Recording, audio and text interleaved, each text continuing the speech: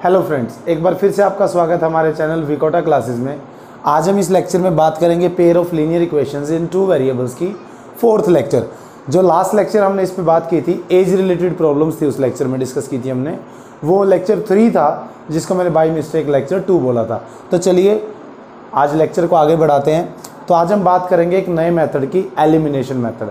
जैसा कि मैंने आपको सबसे पहले लेक्चर में बताया था कि pair of linear equations in two variables को सोल्व करने के लिए हमारे पास 4 मेथड है, जिसमें से पहला मेथड सब्स्टिट्यूशन मेथड मैं आपको सेकंड लेक्चर में बता चुका हूं। ओके, तो आज के फोर्थ लेक्चर में बात करते हैं second method which is elimination method.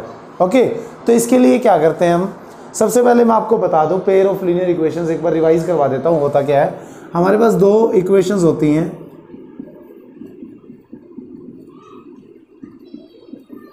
ये है pair of linear equations in two variables. Variables are x and y, and a1 b1 c1 a2 b2 c2 are the corresponding coefficients or the constants we can say. Okay, तो ये coefficients हैं और constants है। तो equation जो है वो तो या इस फॉर्म में मिलेगी या फिर आपको ये मिलेगी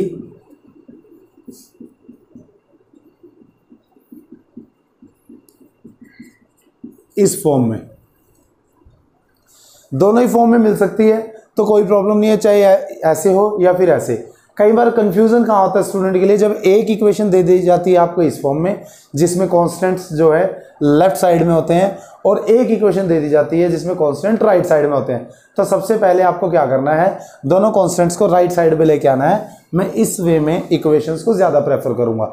ओके, तो चलिए इसको सोल्व करते हैं। सोल्व करने के लिए मैं एक एग्जाम्पल ले लेता हूँ। एलिमिनेशन मेथड आपको एग्जाम्पल की सहायता से बहुत अच्छे से समझ आएगा।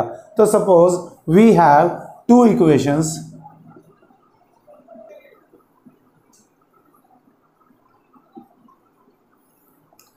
सो this is the pair of linear equations in 2 variables. तो पहले हमने मेथड सोल्व किया था सब्स्टिट्यूशन मेथड। तो जिन स्टूडेंट्स ने सब्स्टिट्यूशन मेथड अभी तक नहीं देखा है, तो वो लेक्चर 2 का जो वीडियो है उसमें सब्स्टिट्यूशन मेथड के बारे में सीख सकते हैं। आज हम बात करेंगे एलिमिनेशन मेथड की। तो इसके लिए सबसे पहले आपको एक वेरिएबल को टारगेट करना है। जैसे कि मैंने आपको बताया कि 2 वेरिएबल है, ओके, कंडीशन भी 2 है। हम दोनों वेरिएबल्स को एक साथ डील नहीं कर सकते, तो हम एक वेरिएबल को सब्स्टिट्यूट किया था हमने लास्ट मेथड में। जो सब्स्टिट्यूशन मेथड था उसमें सब्स्टिट्यूशन किसका हुआ था, सब्स्टिट्यूशन किसका किया था, वेरिएबल का। तो ऑब्वियस सी बात है एलिमिनेशन भी किसका करेंगे हम, वेरिएबल का। तो first of all you have to target 1 variable. इसमें आप दोनों कोई भी ले सकते हैं। तो मैं सबसे पहले सपोज कि मैं टारगेट करता हूं वेरिएबल y को। इसके लिए आपको क्या करना है, दोनों इक्वेशंस को नंबर दे दीजिए, नंबर 1 नंबर 2। तो अगर मैं बात करूं y वेरिएबल को अगर मुझे रिमूव करना है, तो सबसे पहला काम मुझे y के कोफिशिएंट्स को इक्वल करना है। तो इसके लिए क्या करेंगे, एलिमिनेशन मेथड के लिए सबसे पहले हम कुछ बातों का ख्याल रखेंगे कि दोनों वेरिएबल्स में से x के दोनों कोफिशिएंट चेक कीजिए और y के दोनों कोफिशिएंट।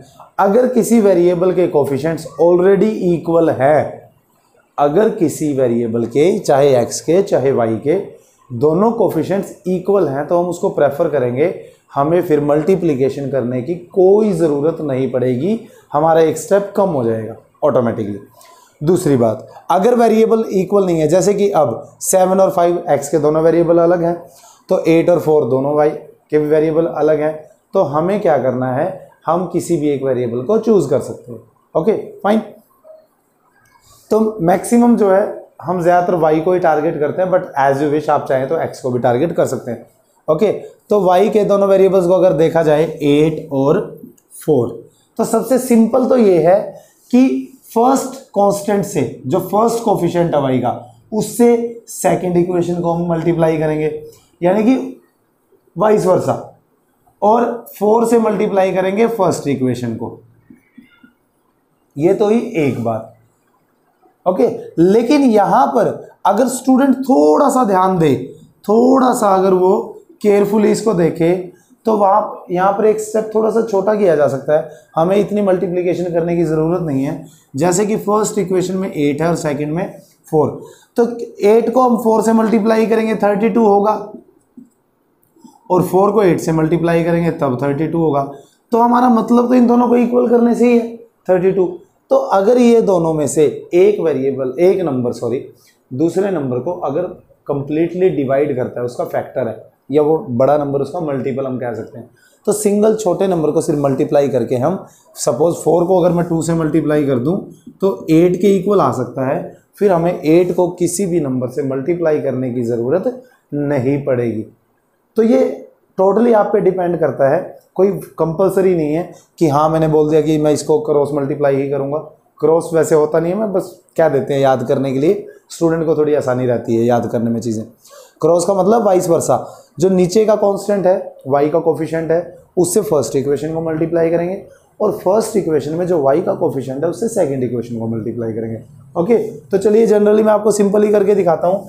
अगर आपको ये मेरी बात समझ आई है तो आप ट्राई कर सकते हैं, आप सिर्फ 4 को 2 से मल्टीप्लाई करके, इस इक्वेशन को 2 से मल्टीप्लाई करके भी दोनों को इक्वल कर सकते हैं। तो इसको आपने ऐसे नहीं लिखना है शॉर्टकट जैसे मैंने लिखा, आप लिखेंगे multiplying equation 1 by 4 and equation 2 by 8। जो भी स्टेप आप लेते हैं इस पे, जो भी डिसीजन आपने लिया है, वो डिसीजन हमें इसमें रिटर्न फॉर्म में देना पड़ेगा। ओके, आप स्टेटमेंट एक लाइन लिख दीजिए, उससे थोड़ा सा कंफर्म हो जाता है। ओके, तो 4 से जो मल्टीप्लाई करेंगे सिर्फ y को नहीं, पूरी इक्वेशन को, हम तीनों को मल्टीप्लाई करेंगे, x को भी, y को भी और एज वेल एज कांस्टेंट को भी। तो 4 की मल्टीप्लाई सबसे पहले 7 से कीजिए, 28x प्लस 4 8 जा 32y इज इक्वल टू 423 से जब मैं मल्टीप्लाई करूंगा आएगा 92। ओके, इनको इक्वेशन को हम न्यू 3 और 4 भी कह सकते हैं, या एज इट इज आप कंटिन्यू चाहे तो कंटिन्यू भी रख सकते हैं। अब सेकंड इक्वेशन को 8 से मल्टीप्लाई करेंगे, 8 5 जा 40, 8 को सबसे पहले 5x से करेंगे, फिर बीच में माइनस है तो minus as it is carry होगा, 8 4 जा 32y इज इक्वल टू 8 को 3 से मल्टीप्लाई करेंगे 24 और माइनस एज इट इज रहेगा। ये स्टेप बहुत इंपॉर्टेंट है, अगर आपको ये ना समझ आया तो आप इसको एक बार फिर से रिवाइज कर सकते हैं कि हमने सबसे पहले y वेरिएबल को टारगेट किया, y में जो फर्स्ट इक्वेशन में कोफिशिएंट है उसको सेकंड इक्वेशन को मल्टीप्लाई करेंगे, और जो सेकंड इक्वेशन का कोफिशिएंट है y का, उससे पूरी फर्स्ट इक्वेशन को हम मल्टीप्लाई करेंगे। मल्टीप्लाई करने से क्या फ़ायदा होगा कि y के दोनों कोफिशिएंट सेम आ जाते हैं। अब हम इसको रिमूव करना है, और रिमूव करने के लिए हम क्या करते हैं, सब्ट्रैक्ट, आपको पता है, लेकिन सब्ट्रैक्ट का मतलब y के जो दोनों कोफिशिएंट्स हैं सेम, इनके साइंस अलग अलग होने चाहिए। अगर वो सेम है फिर तो हम लिखेंगे इसको एडिंग। ओके, और अगर वो प्लस 32y है तो सबसे पहले हमें क्या करना पड़ेगा, हमें इसके साइन चेंज करने पड़ेंगे, और साइन हमेशा हम सेकंड इक्वेशन के चेंज करते हैं, बट इस केस में उसकी ज़रूरत नहीं पड़ेगी, इसलिए हम इसको as it is adding both the equation लिखेंगे। क्या लिखेंगे हम इसको, एडिंग बोथ द इक्वेशंस। तो adding both the equations, signs same रहेंगे, adding equation number 1 and 2 we have.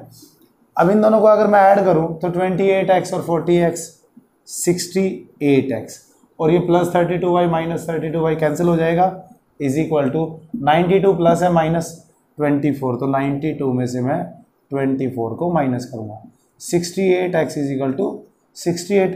आगे का स्टेप आपने सब्स्टिट्यूशन मेथड में किया था, सेम है कि जो भी कोफिशिएंट है इधर डिवाइड में आएगा, तो 68 बाई 68 डिवाइड हो गया, आ गया 1, तो x is equal to 1।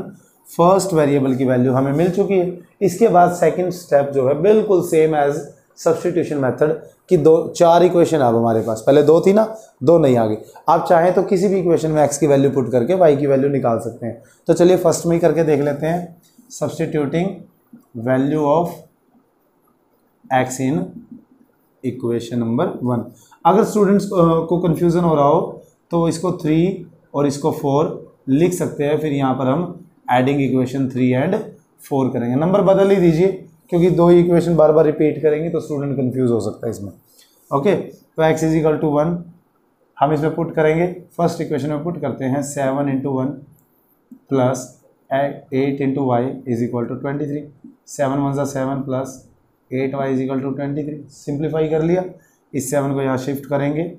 8y is equal to 23 minus 7, 8y becomes 16 and y is equal to 16 by 8।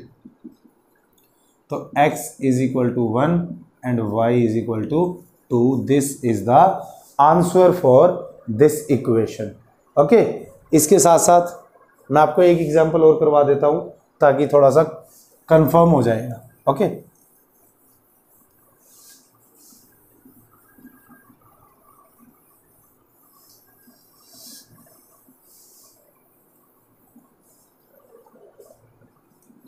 एक और इक्वेशन ले लेते हैं। Suppose 2x plus 5y is equal to 11, 3x plus 2y is equal to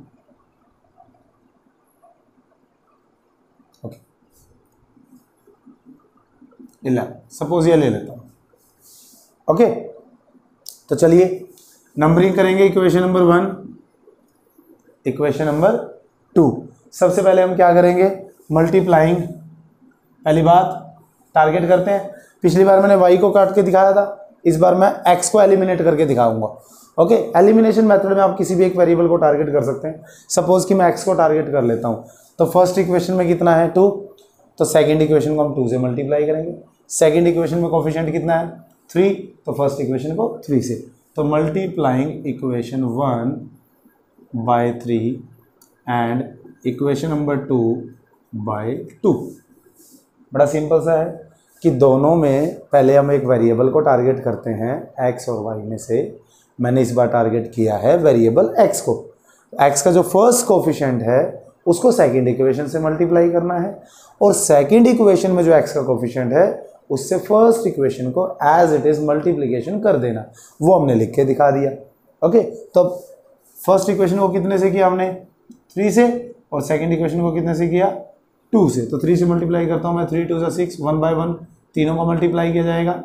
बीच में plus है तो plus 15y is equal to 11 3 ज़ा 33। Equation number 3, 1 2 है, first becomes third, second becomes fourth. 2 से मल्टीप्लाई कीजिए, 2 3 ज़ा 6, 2 2 ज़ा 4, 2 पे 22, इक्वेशन नंबर 4। अब स्टेप आता है, लास्ट क्वेश्चन में हमने देखा कि y के कोफिशिएंट्स इक्वल थे और दोनों साइंस अलग थे तो ऐड कर दिया था। बट इस बार क्या है कि x के कोफिशिएंट इक्वल है। ओके, तो उससे तो कोई फर्क नहीं पड़ता x हो या y हो, एक वेरिएबल तो हमने करना ही है। बात आती है साइंस की, वहाँ साइंस अलग थे इसलिए वो कैंसिल हो गया था ऐड करने पे। अब भी साइंस सेम है, सेम साइन जो है ऐड होगा, सब्ट्रैक्ट तो होगा नहीं। सब्ट्रैक्ट करने के लिए साइन चेंज करने पड़ेंगे। और अलजेब्रा की बेसिक नॉलेज आपको हो तो आपको पता है कि अलजेब्रा में जब हम एक इक्वेशन में से दूसरी इक्वेशन को सब्ट्रैक्ट करते हैं तो बाद वाली इक्वेशन के साइंस चेंज किए जाते हैं। तो सब्ट्रैक्टिंग इक्वेशन 4 हम यहाँ लिखेंगे, सब्ट्रैक्टिंग इक्वेशन 4 फ्रॉम 3। ओके, मैं यहाँ करके दिखा रहा हूँ आपको। जब मैं फोर्थ इक्वेशन को सब्ट्रैक्ट कर रहा हूँ तो यहाँ से मैं क्या करूँगा, इसको माइनस, प्लस का है तो माइनस हो जाएगा, ये फिर से y प्लस का है तो माइनस का, और ये प्लस का है तो माइनस का। अगर इनमें से किसी का साइन ऑलरेडी माइनस होता तो फिर उसको हम प्लस लिख देते। Okay, plus becomes minus like this and minus becomes plus. अब जो है साइंस ये तो कैंसिल हो चुके हैं, नए साइंस ये एज्यूम किए जाएंगे। तो अब ये जो 6x है प्लस का नहीं है, ये माइनस का है। ओके, तो अब इनको ऐड करेंगे हम। यस, कुछ भी कह लीजिए, हमने सब्ट्रैक्ट किया है तो ये 6x वो प्लस ही है, माइनस कैंसिल। 15y प्लस का है और 2y माइनस का, तो 15 माइनस 2 13y बचता है, और 33 माइनस 22 बचता है 11। तो y इज इक्वल टू आपका हो जाएगा 11/13। ये आ गई आपकी y की फर्स्ट वैल्यू। अब करेंगे हम substituting the value of y in equation 1 और 2। हम किसी भी एक इक्वेशन में y की वैल्यू सब्स्टिट्यूट कर सकते हैं। मैंने कोई मिस्टेक तो नहीं की? आपने मिस्टेक पकड़ी है कोई? मैंने गलती से यहाँ 2 2 जो 4y होना चाहिए था वो नहीं किया। ओके, तो थोड़ा सा हमें ध्यान से देखना है कि जो टीचर बता रहा है ज़रूरी नहीं है कि वो सारा सही हो, इसलिए मैंने जानबूझ के यहाँ पर एक ये गलत किया था ताकि आपका ध्यान आए। आप चीज़ों को ध्यान से देखो, ऑब्जर्व करो। ये जब 2 की मल्टीप्लाई हम सेकंड इक्वेशन में कर रहे थे तो तीनों नंबर्स को मल्टीप्लाई करना था। ये गलती हो जाती है स्टूडेंट से कि वो 3 में से 1 या 2 नंबर को कर देता है और एक नंबर को भूल जाता है। ओके, तो इसलिए ये 2 2 4y था, तो ये स्टेप यहाँ से मेरा गलत है। इसको एक बार फिर से देखो ध्यान से। 6x में से 6x माइनस होगा तो कैंसिल हो गया, सेम है, साइन डिफरेंट है। 15y minus 4y is equal to 11y is equal to 33 minus 22 11। Okay, मैं समझ सकता हूँ ऑनलाइन लेक्चर अगर क्लास होती तो शायद कोई ना कोई बच्चा अभी तक टोक देता। ओके, बट फिर भी मैंने जानबूझ के यहाँ पे ये ट्राई किया था। 11 से हम डिवाइड करेंगे तो 11/11 y is equal to 1। Now substituting the value of y in equation 1। ये स्टेप में आई थिंक कोई प्रॉब्लम नहीं होनी चाहिए क्योंकि सिमिलरली स्टेप हम सब्स्टिट्यूशन मेथड में भी यूज कर चुके हैं। Okay, 2x plus 5y is equal to 11 है फर्स्ट इक्वेशन। इसमें रिपीट करते हैं वैल्यू को, 5 की जगह 1 इज इक्वल टू 11। 2x 5 1 जा 5 इज इक्वल टू 11। 5 यहाँ प्लस का इधर शिफ्ट कर देंगे तो क्या हो जाएगा, minus 2x is equal to 6। Dividing by 2 on both sides, 6/2 x is equal to 3। So x is equal to 3, y is equal to 1 is the answer. तो इस तरीके से एलिमिनेशन मेथड में आपको दोनों इक्वेशंस में सबसे पहले टारगेट करना है किसी एक वेरिएबल को। उस वेरिएबल को टारगेट करने के बाद उनके कोफिशिएंट से वाइस वर्सा आप मल्टीप्लिकेशन कर दीजिए और मल्टीप्लिकेशन पूरी इक्वेशन होगी। इक्वेशन से को मल्टीप्लाई करने के बाद वो उस वेरिएबल के दोनों कोफिशिएंट सेम आ जाएंगे। फिर हमें अगर उनके साइंस सेम हैं तो सब्ट्रैक्ट करना पड़ेगा, यानी कि सेकंड इक्वेशन के साइंस चेंज करने पड़ेंगे। अगर वो पहले से ही ऑलरेडी साइंस डिफरेंट है तो आप उसको एडिंग करके डायरेक्टली भी कट कर सकते हैं। बचे हुए वेरिएबल की वैल्यू यहाँ से निकाल कर दोनों में से किसी एक इक्वेशन में सब्स्टिट्यूट कर दीजिए, वहाँ से आपकी दूसरी वैल्यू आ जाएगी और इस तरीके से एलिमिनेशन मेथड से हमारा क्वेश्चन कंप्लीट हो जाता है। तो इस मेथड से आप थर्ड चैप्टर में, एनसीईआरटी की बात कर रहा हूँ मैं, एनसीईआरटी में chapter number 3 pair of linear equations in 2 variable, कोई भी एक इक्वेशन का सेट आप ले लीजिए और आप चाहें तो उसको सॉल्व कर सकते हैं। अगर फिर भी आपको कुछ एक्स्ट्रा क्वेश्चन चाहिए तो लेक्चर 2 में हमारे चैनल पे इसी चैप्टर का जो लेक्चर 2 है उसके डिस्क्रिप्शन में जाके मैंने कुछ 5-6 क्वेश्चंस दिए हुए हैं प्रैक्टिस के लिए, आप उसके लेक्चर 2 के डिस्क्रिप्शन से भी उन इक्वेशंस को निकाल सकते हैं। और मैं आपको सजेस्ट करूंगा कि आप एक क्वेश्चन को, सिंगल क्वेश्चन को दोनों मेथड से ट्राई कीजिए, पहले सब्स्टिट्यूशन से फिर एलिमिनेशन से, और आपका आंसर का वेरिफिकेशन भी हो जाएगा। ओके, तो बात समझ आई हो तो प्लीज़ वीडियो को लाइक कर दीजिएगा और अगर आपको कोई प्रॉब्लम आती है तो कमेंट सेक्शन में आप अपनी प्रॉब्लम कमेंट कर सकते हैं। और ऐसे ही वीडियोस पाने के लिए हमारे चैनल को सब्सक्राइब कीजिए, विकोटा classes at YouTube। Thank you and have a nice day.